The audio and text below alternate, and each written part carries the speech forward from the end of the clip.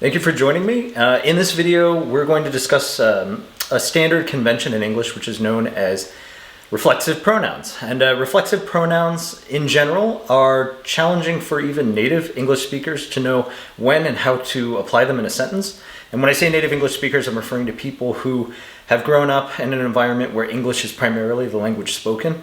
So if you're just learning English, or even if you've spoken English all your life, this is actually a really nice little catch-up video to give you a little bit more perspective on reflexive pronouns, what they are and how to use them. So let's go ahead and take a look.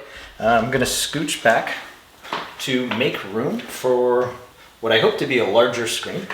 All right. Excuse me. Okay, so let's go ahead and take a look first at reflexive pronouns and what they are. Reflexive pronouns are pronouns which will refer back to subject pronouns, but they are object pronouns insofar as a verb or an action statement will apply to them. What I mean by that is that in a sentence you have a subject and a predicate. The subject is who or what the sentence is about, and the predicate is the action which describes is the part of the sentence which describes what the subject is doing or how the subject is being acted upon in some way. So it's kind of the meat or the action part of the sentence. Now, all actions have an object to which they are directed. So for example, if I hit the wall, hit would be the action, wall would be the object of that action, right? If I ate bread, ate would be the past tense of eat, so that would be the action, and bread would be the object of that action. Okay, first and foremost, let's go ahead and take a look at some of the personal pronouns, keeping in mind that the personal pronouns you're going to see me list are personal object pronouns, meaning they cannot actually be used as the subject in a sentence, with the exception of two of them. All right, so looking at the first one, we're going to start with me as the object pronoun, personal pronoun, excuse me, and its reflexive variant would be myself, right? So, I gave myself a break. Okay, us would be another personal pronoun referring to a collective as an object, and this would be ourselves. Sorry about my handwriting, guys. The next would be you. And then you, there's actually two reflexive pronouns, depending. You could have yourself, or if you're referring to a collective, like if I'm referring to a group of people as a whole, I could say yourselves. Okie dokie. And this is also one of those exceptions. So while you technically can be considered an object pronoun, it could also be used, as a subject pronoun. So this is one of those exceptions because English is loaded with exceptions. The next would be it, keeping in mind also that it can be both an object and a subject pronoun. And then for this it would be itself.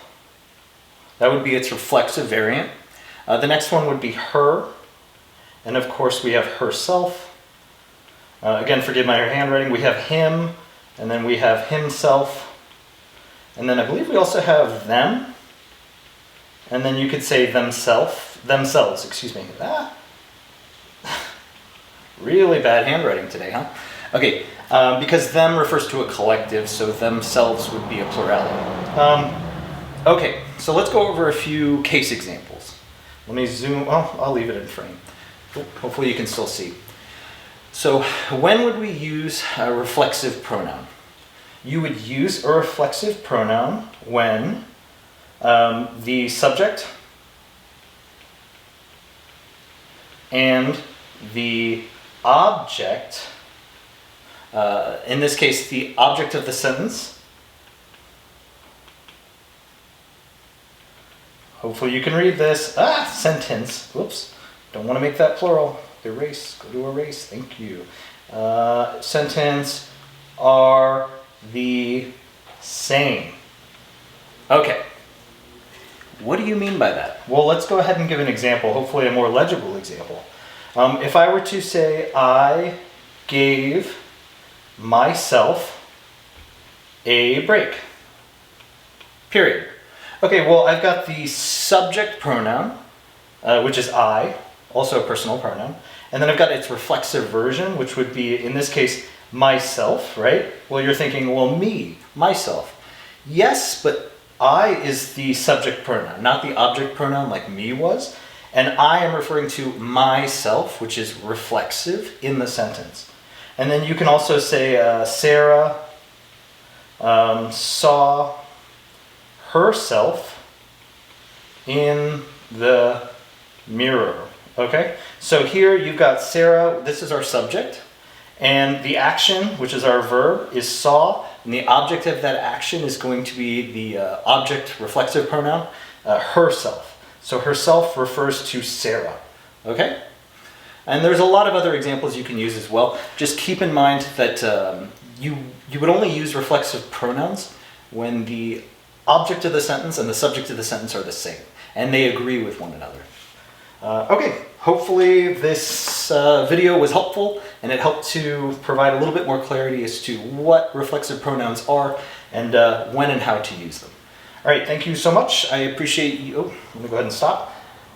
I appreciate you guys joining me, and I look forward to the next one. I will have continued videos produced that will help to provide more insights into these standard English conventions that you are expected to know as you develop a richer understanding in English. All right, thanks again.